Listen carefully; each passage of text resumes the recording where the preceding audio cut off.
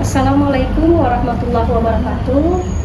Saya Eli Nur Hidayati, dosen jurusan Perencanaan Wilayah dan Kota Fakultas Teknik Universitas Tanjung Pura. Hari ini saya berkesempatan untuk menyampaikan PDD UKPT bidang pengajaran. Adapun mata kuliah yang akan saya sampaikan pada hari ini yaitu analisis lokasi dan pola keuangan dengan total 3 SKS dan kode mata kuliah TP3230. Deskripsi singkat mata kuliah ini, mahasiswa akan mempelajari dan memahami dasar-dasar analisis lokasi dan pola keuangan dengan pokok-pokok bahasan mengenai 1. Pendekatan dasar analisis lokasi, 2. Faktor yang memengaruhi pengambilan keputusan lokasi unit usaha, 3. Pola keuangan wilayah dan kota, 4. Konsep land rent and land value, 5. Fenomena monosentris dan polisentris,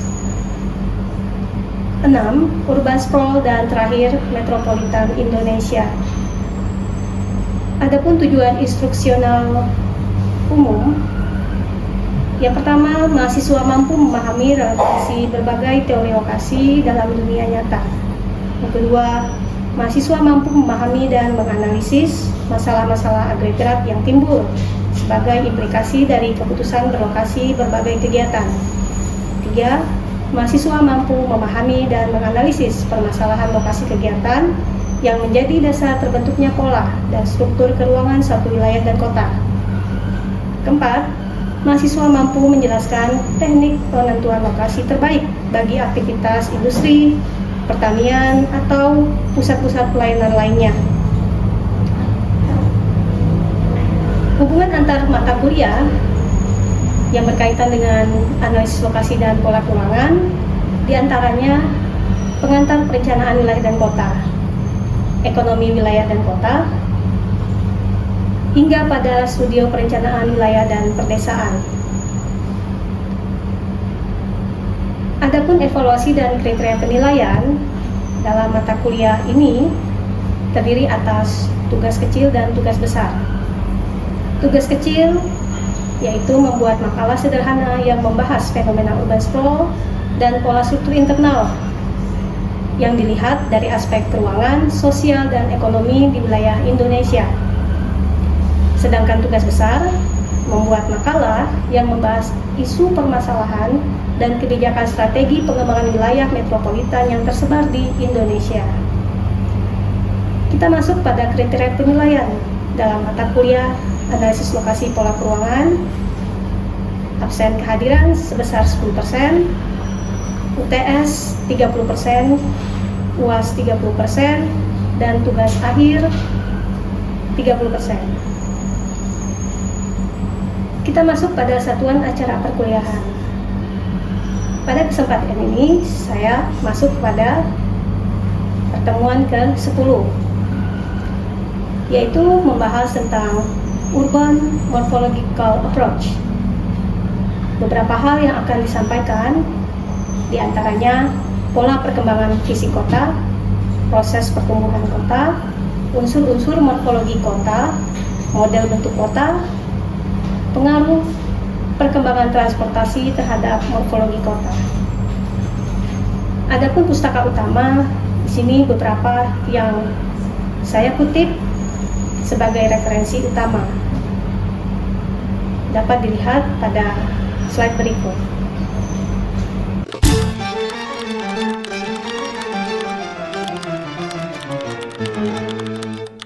Assalamualaikum warahmatullahi wabarakatuh. Waalaikumsalam warahmatullahi wabarakatuh. Ya, selamat pagi teman-teman mahasiswa sekalian. Hari ini kita jumpa lagi di pertemuan minggu ke-10 ya, dengan mata kuliah Urban Morphological Approach. Nah, artinya pendekatan morfologi kota. Nah, jika kembali lagi flashback pada materi-materi sebelumnya, ya,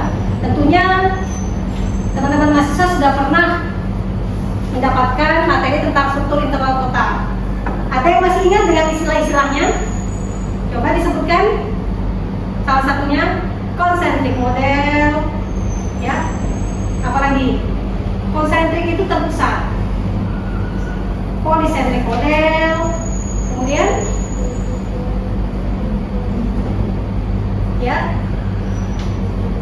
ya multiplay, ya, inti ganda.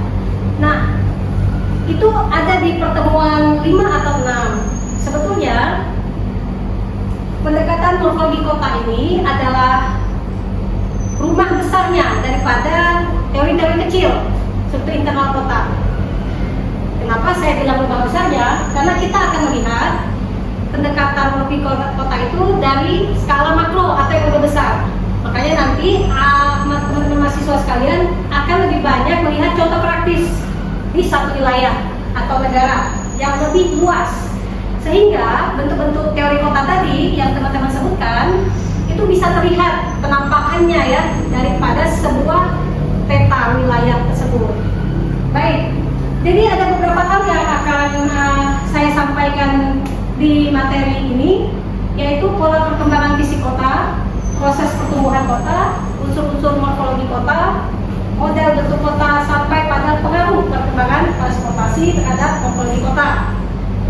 Nah, ini sangat menarik ya, karena di materi terakhir sudah masuk pada studi kasus dan masalah. Nanti mudah-mudahan dari teman-teman mahasiswa akan dapat terpancing untuk memberikan pertanyaan dari materi yang sudah saya sampaikan. Nah, sekarang kita harus berpikir dulu kenapa harus belajar pendekatan morfologi kota dan apa manfaatnya. Nah, di sini ada beberapa hal, ada 7 poin penting ya. Yang pasti kita akan memahami struktur dan bentuk kota, kemudian perkembangan historis kota, yang sebagian besar ya baik mahasiswa, peneliti, akademisi, praktisi itu selalu melupakan yang namanya sejarah.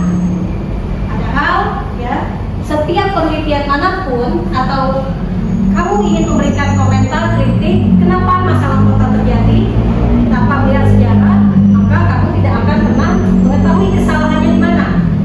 Nah, jadi poin kedua ini kebanyakan ya seluruh akademisi, praktisi, mahasiswa pun dengan saya sendiri pun itu sering ya terlewat tentang sejarah kota. Oke, yang ketiga hubungan antara bentuk dan fungsi, keempat potensi dan kendala pengembangan, kelima merencanakan dan merancang kota yang lebih baik, enam memprediksi dan mengelola perubahan kota. Nah, yang keenam ini sangat penting sekali untuk variasi riset sebagai mahasiswa perencanaan wilayah kota, khususnya di mata kuliah morfologi kota. Kenapa saya bilang penting? Karena perencanaan wilayah kota itu berkutat dengan yang namanya perencanaan atau planning. Ya, kita ada dokumen yang namanya rencana tata ruang, rencana tata ruang wilayah, sampai kepada rencana tata bangunan dan lingkungan. Itu semuanya isinya menggunakan kata perencanaan atau rencana. Ya. Jadi kalau yang namanya rencana, kita harus berpikir 5 tahun ke depan, 10 tahun, 20 tahun. Nah, itu linear dengan dokumen perencanaan. Gitu ya. Nah, tekniknya bagaimana, Bu? Ada banyak macam-macam teknik yang sudah pernah dilakukan risetnya, misalnya mau menggunakan pendekatan seluler automata. Nah, atau teknik analisis lainnya dalam rangka untuk memprediksi. Kemudian yang terakhir, meningkatkan kualitas hidup perkotaan. Slide berikutnya. Nah, di sini saya sudah memberikan contoh bagaimana berdasarkan analisis dalam pendekatan morfologi kota. Kalau teman-teman mahasiswa melihat contoh gambar di sebelah, nah, jadi semakin tinggi ya kepadatan bangunannya, maka itu akan tercermin daripada tingkat kepadatan penduduk. Betul ya? Jadi semakin banyak penduduk, semakin ramai penduduk, maka berimbas pada kebutuhan bangunan, baik itu tempat tinggal, baik itu aktivitas ekonomi, sosial, budaya, dan seterusnya. Nah, itu menggambarkan bagaimana bentuk kota yang terjadi. Kalau kita lihat gambar sebelah, berarti pemusatannya terjadi di mana tuh kepadatannya? Posisinya di tengah. Sedangkan yang lain sekitarnya itu ya hanya pendukung saja atau yang belum berkembang. Pertanyaannya, ada apa sih di tengah-tengah situ? Nah, berarti ada sesuatu ya. Nah, sesuatu itu bisa jadi kalau kita sudah belajar tentang teori struktur internal kota, berarti di situ ada pemusatan kegiatan. Di mana ada pemusatan kegiatan, berarti ada aktivitas di situ. Yang paling dominan di perkotaan, aktivitas apa yang paling besar pengaruhnya? Ekonomi. Lalu dilanjutkan ekonya ya dengan aspek-aspek lainnya. Jadi saya yakin pemusatan ini pasti ya banyak kegiatannya berhubungan dengan aktivitas ekonomi. Nah, apa saja sih urutan tahapan yang akan dianalisa kalau kita ingin menggunakan pendekatan morfologi kota? Jadi yang pertama kita harus tahu dulu tuh karakteristik kawasan. Nah, di sini dijelaskan area di satu kota yang memiliki kepadatan yang tinggi. Ya, jadi ada bangunannya, ekonominya. Tadi sudah saya jelaskan. Yang kedua, kita bisa menggunakan atribut data secara online. Pakai Google Maps, ya, pakai data citra satelit, atau kalau masuk kepada ranah peta 2 dimensi ya kita atribut datanya ya bangunan, jaringan jalan, ruang terbuka, topografi, hidrologi dan lain sebagainya sebagai pendukung untuk suatu penggunaan lahan. Yang terakhir, integrasi data sosial ekonomi dan aktivitas. Jadi teman-teman mahasiswa harus dipahami dulu perencanaan kota itu tidak hanya sebatas pada spasial saja, ya. Nanti kamu akan meriset juga. Walaupun bahasa penelitiannya itu adalah pemetaan dan lain-lain, kita pasti ya akan bersinggungan juga dengan hal sosial, ekonomi, budaya, ya. Nah itu tidak bisa dilepaskan kalau kita meriset atau background kita di perencanaan kota. Ya di sini sudah disampaikan poin ketiga itu penting. Jadi kalau melihat berapa jumlah hal yang kaitannya dengan atribut data, angka atau spasial di poin nomor 1 dan 2. Sedangkan yang ketiga itu atribut non spasial, ya. Jadi sekarang definisi morfologi kota. Nah, ibaratnya anatomi tubuh kita, ya. Morfologi itu juga menggambarkan sebuah struktur atau jaringan. Tinggal kata apa yang mengikutinya. Contoh, di sini kita sebutkan morfologi kota. Bu, bisa nggak morfologi wilayah? Bisa. Ya, kita definisikan saja wilayah itu maknanya apa, sebatas apa, luasannya. Kota juga demikian. Berbeda lagi kalau saya mengatakan morfologi tubuh manusia. Berarti jaringan-jaringannya tentu akan berbeda, betul? Ya. Nah, sekarang definisinya. Di sini ada dalam bahasa Inggris, tapi kalau kamu bisa ambil statement yang berwarna kuning, itu adalah inti dari definisi morfologi kota. A city as human habitat, the physical form of settlement or other structure of the city. Jadi pada intinya, kota ini juga terbentuk akibat aktivitas lingkungan atau kawasan binaan. Siapa yang membina? Manusia. Nah, itu makna inti dari deskripsi yang pertama. Kemudian yang kedua, of the physical form of a city. Nah, kalau kita ambil yang sudah dihambat di sini, city form itu adalah sama dengan urban morfologi. Jadi bentuk kota itu adalah nama lain dari morfologi kota. Apa saja sih yang ada di dalamnya bentuk kota? Ada street patterns, building size, shapes, sama aja ya, building size dan shape itu bentuk bangunan. Arsitektur, population density, kepadatan bangunan, patterns of residential, itu pola rumah atau pola pemukiman, komersial, industrial, and other uses. Ya, other uses itu artinya dia penggunaan lahan campuran atau mixed use. Ini definisi dalam bahasa Indonesia, ya. Jadi studi tentang fisik kota yang berkembang seiring histori waktu. Kayak tadi ada poin kedua, ya, kita tidak bisa berbicara morfologi kota tanpa melihat flashback ke belakang 10 tahun yang lalu. Pernah ada satu riset morfologi kota Pontianak, ya. Di waktu itu saya membaca riset Simplicity ini flashback kembali kota Pontianak di awal mula terbentuknya Kota Pontianak di tahun 1771. Bagaimana Bu mencari petanya 1771? Ya, sebagai peneliti itu adalah tantangan keterbatasan data.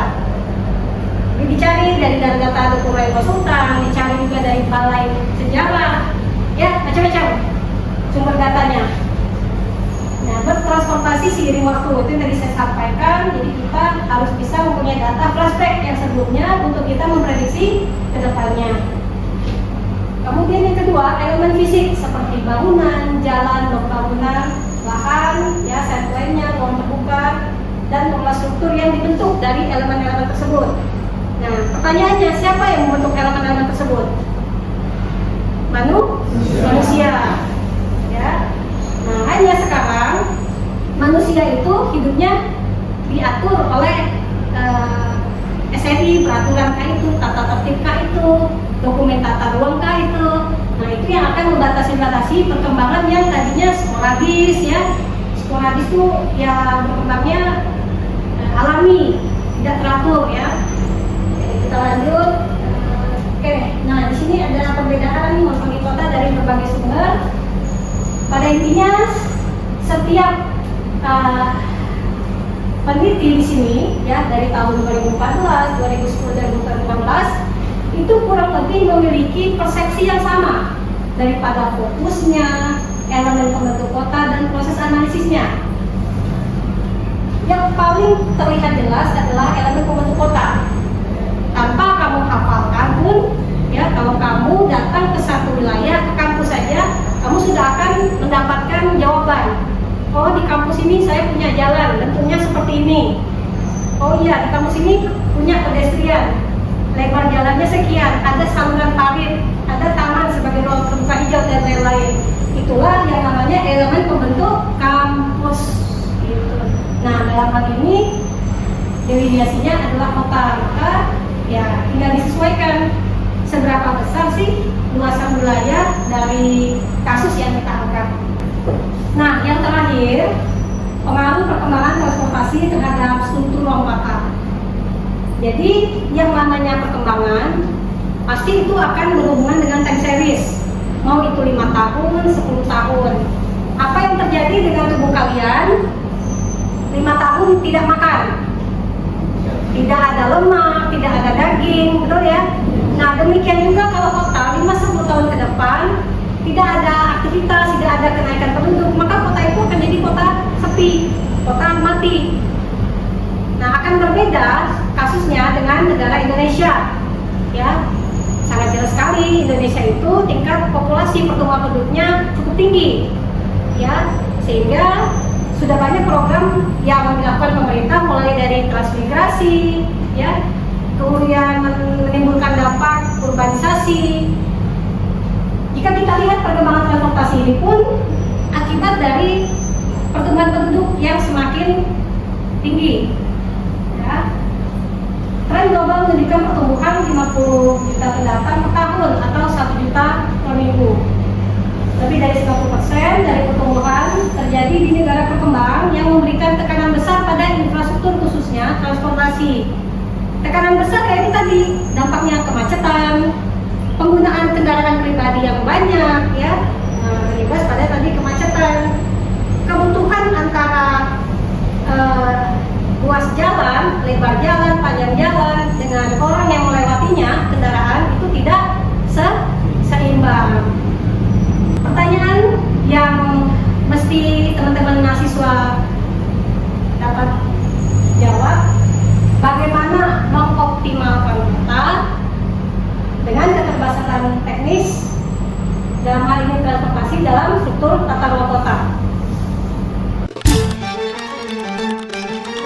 Kita masuk ke sesi diskusi, ya, tanya jawab. Saya membutuhkan komentar apapun dari teman-teman mahasiswa, boleh itu mengkritisi teori atau membahas di kasus tertentu, bahkan sampai pada pertanyaan.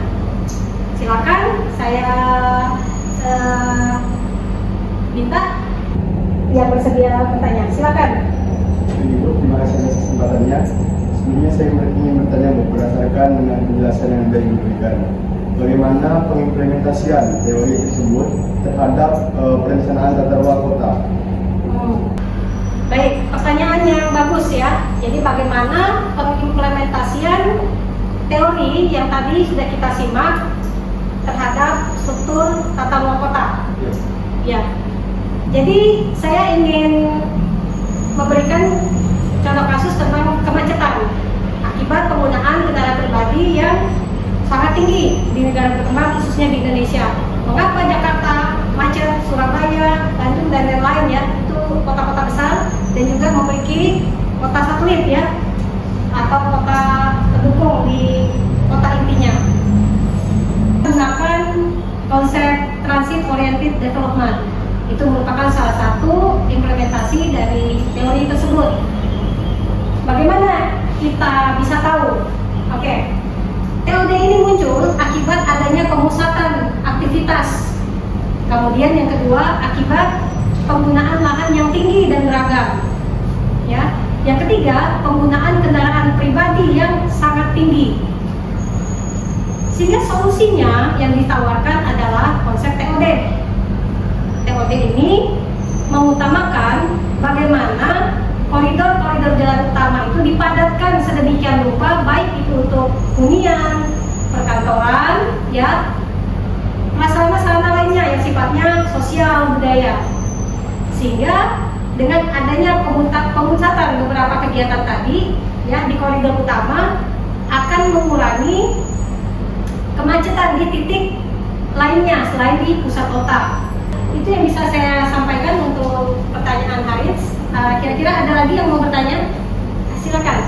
Mengajukan pertanyaan terkait bagaimana cara pemecahan masalah atas kepadatan bangunan, penduduk, transportasi kemacetan, pemusatan aktivitas bila dikaitkan dengan pendekatan morfologi kota. Ya. Pertanyaan kedua juga sangat menarik ya. Ini pertanyaan level yang mahasiswanya itu memang pemahamannya sudah terserap ilmunya ya. Jadi pertanyaannya sangat mendalam. Jadi kalau bicara bagaimana cara mengatasi ya, jadi solusi atas kasus yang tadi kurang lebih jawabannya itu sama dengan pertanyaan pertama ya. Jadi seorang planner itu harus bisa mencari flashback dulu masalahnya apa, kemudian kita memprediksi di 10 atau 20 tahun ke depan. Yang terpenting adalah bagaimana kita membaca di 5 tahun, 10 tahun, 20 tahun itu bentuk kota atau pola yang selalu berubah. Misalnya di Jakarta contohnya. Di Jakarta itu awal mula ya, perkembangan Batavia, Jakarta itu adalah yang pertama aktivitas ekonomi, yang kedua itu kanal. Nah, kedua aktivitas itu tentunya memberikan dampak pada pola kan, pola kotanya. Contoh pengusahaan ekonomi pasti akan berpusat pada sarana prasarana yang mengelompok. Kedua, jika kanal, maka pola yang terbentuk adalah mengikuti jalur parit atau sungai. Kedua hal tadi berbeda polanya, satu dia memusat, satu dia di linier. Nah, dari setiap time frame tadi ya, mahasiswa harus bisa membaca. Di kasus yang berdampak konsentris, kita memberikan solusi apa, kemudian di permasalahan linier ya, pola bentuk linier, kita mencarikan solusi apa dari masalah tersebut. Jadi setiap time frame itu memberikan pola yang berbeda-beda, sehingga perlakuan pada pemecahan masalahnya juga akan menyesuaikan atau berimbang. Demikian yang bisa saya sampaikan jawabannya. Masih ada lagi? Cukup. Baik, terima kasih atas pertanyaan yang sudah diberikan. Saya apresiasi sekali dengan teman-teman mahasiswa di sini yang sudah menyimak dari awal hingga akhir. Semoga ilmu yang saya sampaikan dapat bermanfaat. Saya tutup. Assalamualaikum warahmatullahi wabarakatuh. Selamat siang. Waalaikumsalam.